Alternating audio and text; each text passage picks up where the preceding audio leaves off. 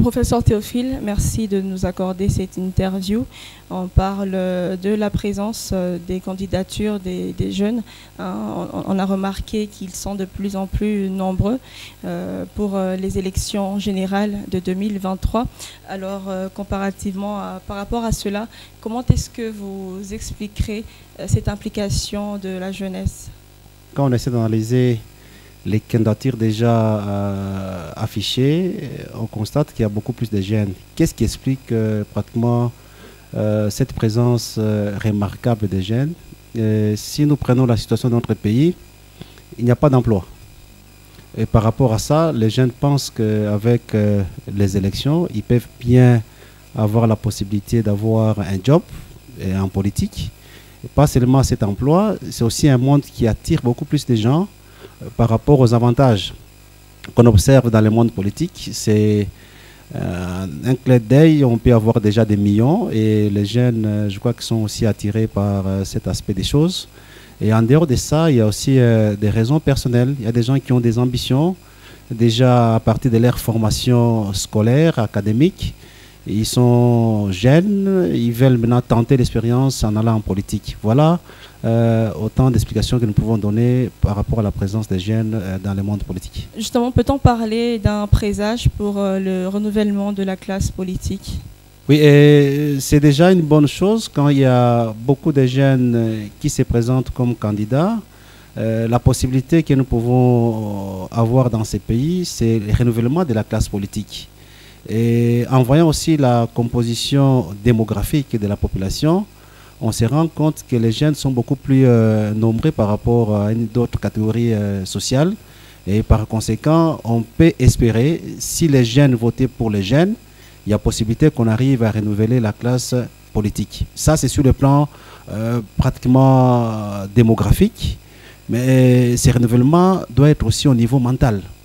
Mental, une nouvelle classe politique. On doit avoir pratiquement de nouvelles idées qui peuvent révolutionner la classe politique. À ce niveau-là, j'essaie d'être un peu réservé pour ne pas dire que la jeunesse peut apporter un plus par rapport à l'ancienne génération. Parce que quand on voit, il y a pratiquement les antivaleurs, les mêmes mots qu'on décrit dans le monde politique actuellement. Lorsque les jeunes se retrouvent aussi pratiquement au niveau de l'espace politique, il y a une sorte de répétition des comportements, des actes qui sont décriés au niveau de la classe politique. Est-ce que les différents partis politiques sont convaincus de l'apport de cette jeunesse, puisqu'on attend déjà les élections? Oui, et là nous avons des sérieux problèmes au niveau des partis politiques. Quand on essaie de voir l'organisation et le fonctionnement des partis politiques, la place qu'on réserve aux jeunes dans ces partis politiques, c'est une place qui reste à désirer. Les jeunes sont là pour applaudir, les jeunes sont là pour accompagner les autres. Et même lorsqu'ils se présentent comme candidats, on peut se poser la question au niveau de ces jeunes, est-ce qu'ils ont un idéal par rapport à la société? Or, cet idéal doit être acquis au niveau des partis politiques, par à travers l'idéologie transmise par les dirigeants des partis politiques. Or, dans nos partis politiques, on constate qu'il y a absence totale de cette socialisation, de cette sensibilisation, mobilisation des jeunes pour qu'ils apprennent au moins les idéaux des différents partis politiques. On est dans l'optique au toit de là que je m'y mette. Et cette jeunesse, on constate que les partis politiques n'arrivent pas tellement à encadrer les jeunes qui sont pratiquement les dirigeants de demain, qui sont abandonnés et quand ils sont dans les partis politiques, ils savent que c'est pour prendre le pouvoir. Justement, professeur, est-ce que les jeunes détiennent ces potentialités aussi? Quelle garantie pour renouveler cette classe politique? Oui, ça c'est une question très délicate. Comme vous le savez, les élections demandent à ce que le candidat puisse avoir des moyens financiers. Or, la plupart des jeunes qui se lancent n'ont pas une assise financière. Ils comptent sur l'appui des autorités morales. Je connais bien comment nos partis politiques fonctionnent. Nous tous, nous sommes membres des partis politiques. Nous nous accrochons à l'autorité morale qui donne les moyens à tous ces jeunes pour qu'ils arrivent à compétir. Et je crains un moment qu'ils soient en cours de moyens financiers. À ce moment-là, c'est un élément très important pour battre campagne.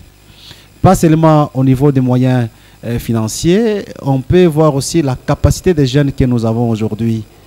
Quand on essaie d'analyser les différentes candidatures, vous allez constater que je ne suis pas contre ceux-là qui ont postulé. Les niveaux que ces jeunes représentent de la compréhension de la vie politique. Qu'est-ce qu'ils attendent de la vie politique? Vous allez constater que chacun a sa manière, mais les compétences ne manquent pas, les potentialités ne manquent pas. Nous avons des jeunes gens qui ont fait de très bonnes études, qui ont fini ici à l'université de Lubumbashi. Ils ont appris la science politique avec des grands professeurs et par conséquent, on peut leur faire confiance qu'ils ont certaines potentialités et avec possibilité qu'ils arrivent à révolutionner la vie politique. Un grand merci, professeur, d'avoir répondu à nos questions. C'est à moi de vous remercier pour l'intérêt que vous achetez en personne.